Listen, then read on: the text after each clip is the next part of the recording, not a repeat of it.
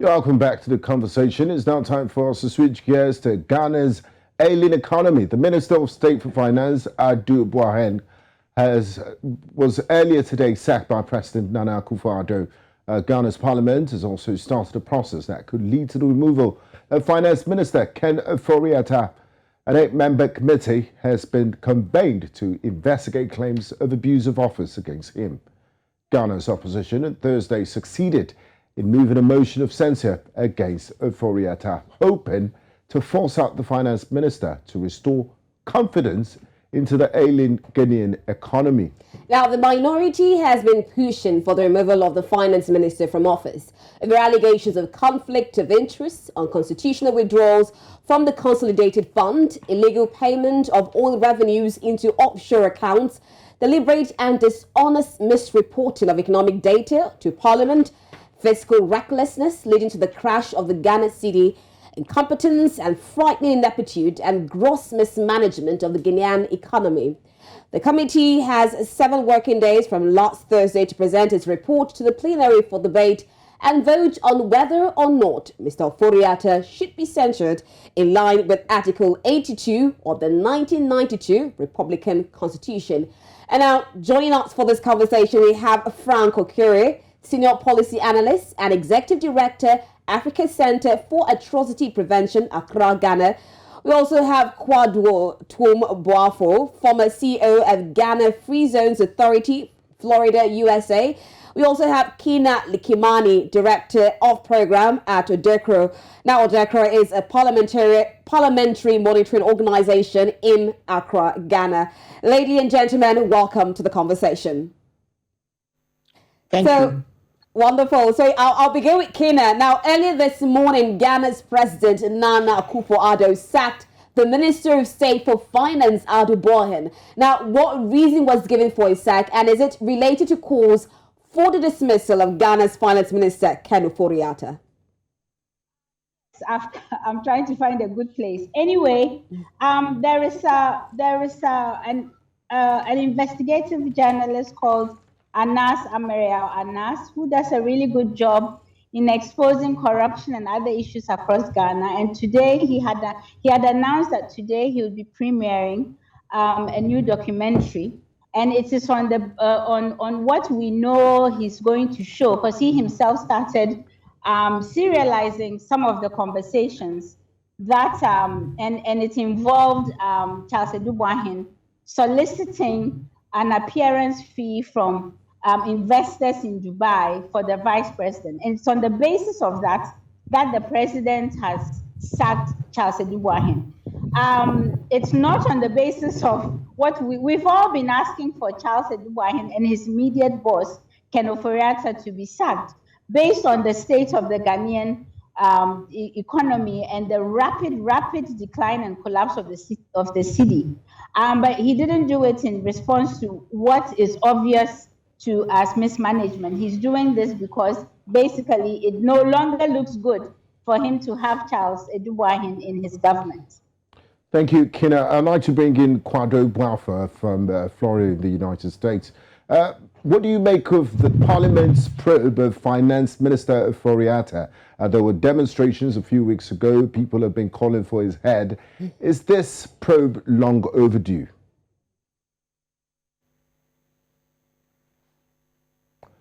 Hello, this question is directed to Kwadwo. Yes, can you see me? Yes, go ahead, please. Okay. So I think the issues are a plethora of things. Basically, it's to do with mismanagement of our economy, long and short. It's to do with the overbearing hardships in our country. It's to do with the fact that the finance minister and his minister of state, Charles Adu Boahen, have put Ghana in a position where our debt to GDP ratio, for example, is now sitting at 104%. Fuel prices have quintupled from what they were in 2016. The Ghana's dollar to cedi ratios have gone within the past year. They have gone from 6 cedis to now 14 cedis to the dollar. That obviously means that in an import-dependent economy, prices have skyrocketed. People find it almost impossible to buy anything. The cost of living has gone down, and then have gone up. Sorry. And then what we find out is that all this while, the monies that the finance minister was borrowing from commercial banks, he himself had appointed himself the broker.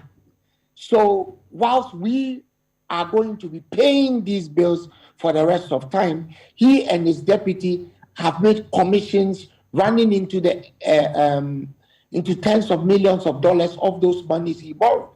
Now, bear in mind that despite what the opposition have been saying from the get-go, it is now the ruling party's members of parliament that are demanding his exit. So that tells you how bad the situation is. I mean, it's not the NDC that is holding sway in this matter. It is the ruling party's MP that, as a majority caucus, have gone to the president and told him that they will not do business with him if he doesn't sack his finance minister and his minister of state. That should tell you that how egregious the situation is. And all this while, he doesn't even get it. He is still insisting that you stay in power. Indeed, the last comment he passed is that he has been through aches and pains for this government, and nobody should think he doesn't understand what he's doing. Okay, I don't know if we have Frank with us because you've dropped us as a very good sport. But if we do not, let's have Kinna on this. Now, earlier on, you talked about investigative report pushing for this sack of the Minister of State for Finance in Ghana. Now, we look at the Finance Minister, that's Ken Ofori-Atta, who is also reportedly related to the president at the same time. Now, with the parliament calling for his resignation, I mean, should Ofori-Atta give in to this fear? And will he be invited to defend these allegations leveled against him? Well, a committee on the parliament side, a committee of 5 have been set up to investigate what the points that were made in the motions for censure and to invite him to come and answer. After the committee has met, they will send a report to the floor and that will be subject to debate. But absolutely, he has to go. In fact, Ken Ofori-Atta leaving is the bare minimum that we need to see to so that the president understands and lets us understand that they are managing the economy in a different way. You cannot have the person who is the architecture of the collapse be the same person to negotiate an IMF deal on our behalf, and then the same person to present the next budget. On top of that, Ken Ofori-Atta, he's said some really disparaging stuff about IMF. Now, a lot of us I'm not a fan of IMF, but I'm not the Minister of Finance. When they came into power, we were already under an IMF program. They hurriedly got us out of the program. They even had the party celebrating that Ghana was out of the program, but we understand that was a party for themselves, so that now they could do what it is they wanted to do and amass in the economy. But he has been very negative. On top of that, when we entered 2022, I mean, there are analysts, that's their job to understand what is happening. I understand that there was a debt forgiveness or a debt cancellation program that Ghana would have qualified for much sooner in the year. They didn't do that. They waited and waited and waited. And now it's like we are past the 11th hour, and the only solution they have is for an IMF deal to come. Meanwhile, we know IMF deals, that you need to submit information, negotiations take a long time. He has to absolutely go. There's nobody in this country who actually wants him in the position as our finance minister. And it goes to show you how much the president is uncaring about what Ghanaians think and the situation that we are in, that he will not even attempt to window dress by even doing a cabinet reshuffle. He has to absolutely go. And how much pressure is on the president at this point in time? I mean, even though he has sacked the Minister of State for Finance, you still have Ken Ofori-Atta still on the benchmark. For the president, how much pressure is on him? Because we know we had protests. There is a lot of pressure, but the president does not care for what we think. Ghana actually has right now the most uncaring president we've ever had. He actually does not care what we think. He does not care that people want, he just decides his cousin must remain there. He is not, so we are giving pressure, but he's not feeling it. He could care less about the pressure. So Okay. Ghana is in a very, very difficult place. We are in a very difficult place. Thank you, Kinna. Let me bring in Kwadwo at this point. Earlier during your submission, you said that this move to remove the finance minister is actually being spearheaded by members of the ruling MPP. Does the Ghanaian parliament have the constitutional powers to vote for the removal of a government minister? And does this not violate the principle of separation of powers? Because he is part of the executive.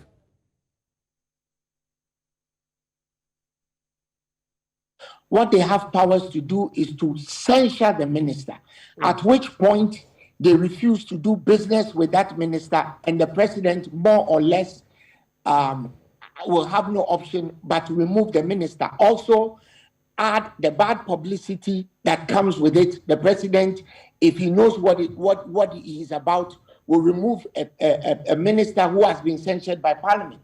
But let me agree with what the lady who spoke before me just said. The president just doesn't care, because if he did, we wouldn't even be here. Let me let you in on a little secret that many Ghanaians know, but is unspoken. The president's government is filled with his first cousins. The Minister of Roads and Transport is his first cousin. His executive secretary is his first cousin. The erstwhile Works and Housing Minister used to be his first cousin. The Minister of Communication is somebody who is very, very close to him. The relationship they have, I wouldn't profile on this program. But I'm just telling you, this is a man who even made the mother of his child an ambassador to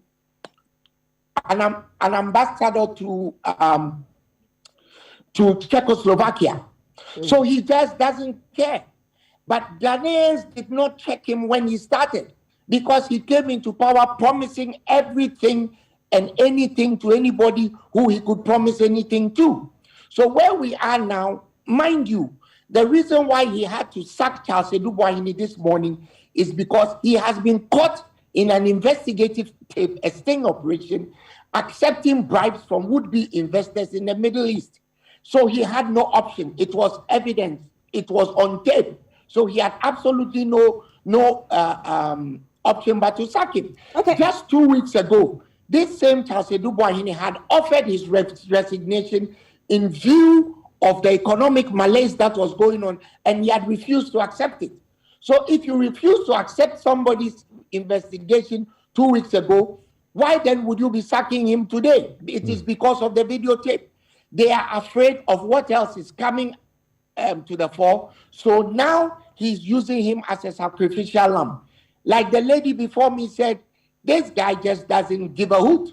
So as far as he is concerned, he is in a government for himself, by himself. He has built a kleptocratic autocracy. He has built a kakistocracy, and he does exactly what he wants. Okay, now, Kwadwo, I want to come in here a bit. Kwadwo, if you can hear me. Now, on this first-cousin relationship, now, when he was first appointed as the finance minister in 2017, Ofori-Atta, he was described as an economic whiskey, or are we getting it all wrong? I mean, those were the reports that we had in Ghana that this person will bring about more improvement in Ghana. So where did it all go wrong? Is it just about the relationship he has with the president, or just about his policies? And if I may add, do you think people are being too hard on him, judging by the global economic realities of Ukraine war and COVID-19? These are not things he caused, and the whole world is really from some economic downturn. Okay, Ghana had about $6 billion worth of inflow during the COVID. So we should have come out of COVID a better nation. You see, if you have malaria in your home and somebody comes to give you money to go and buy medicine, far in excess of what you needed to buy the medicine, you should be better off as an individual after your malaria clears. We were in a position to have become much better off because the IMF gave us $2 billion. The World Bank gave us $438 million. Ghana, the Bank of Ghana went and printed more cash. We had inflows from the EU. We had inflows from multilateral agencies.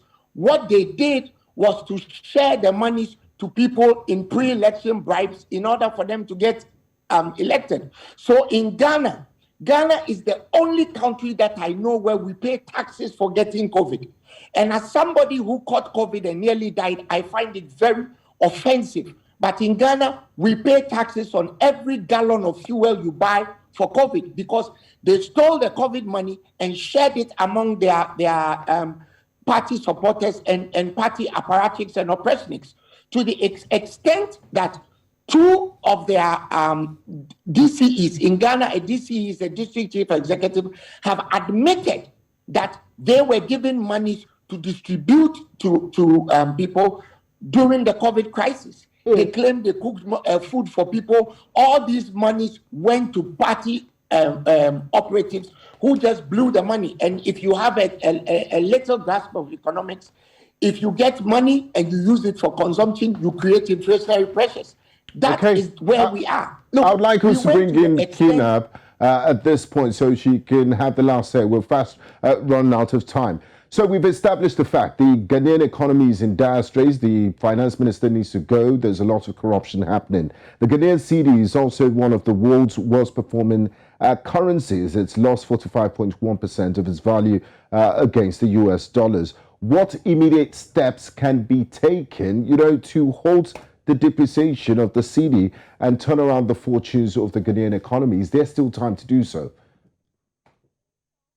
The government wants to wait on IMF, but there's a lot that can be done to at least to signal to the markets that the managers of the economy understand they've worked us into a crisis, but now they want to work us out of it. One of them is the president cutting his humongous cabinet, his government. The other one is right now the Bank of Ghana is forcing the mining companies to sell directly to the Bank of Ghana their foreign exchange, whereas it used to go into the interbank market.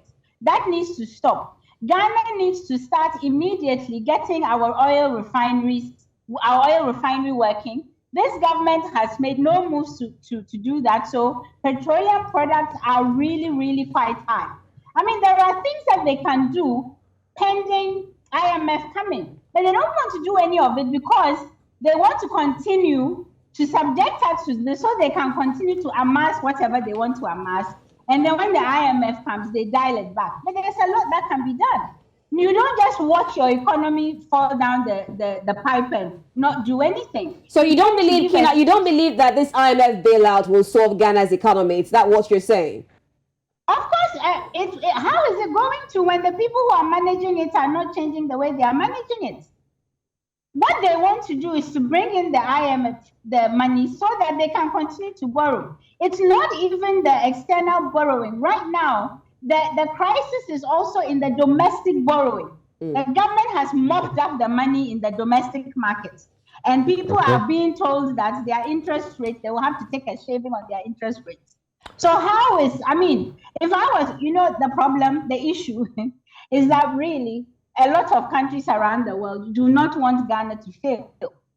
The idea that Ghana goes into default really, really upsets and we really hope that our cousins in Ghana do not fail. But the thing is, I really wish we could go on and on, Kinna, but we're fast run out of time. I would like to say a big thank you to you, Kinna Likimani, Director of Program at Odekro. Odekro is a Parliamentary monitoring organization in Accra.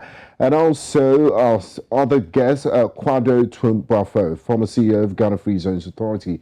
He joined in live from Florida in the United States. Thank you very much for being a part of the program. In the first half of the show, we did talk about situations in Kenya, where charges have been dropped against the Deputy President, Rigathi Gachagua.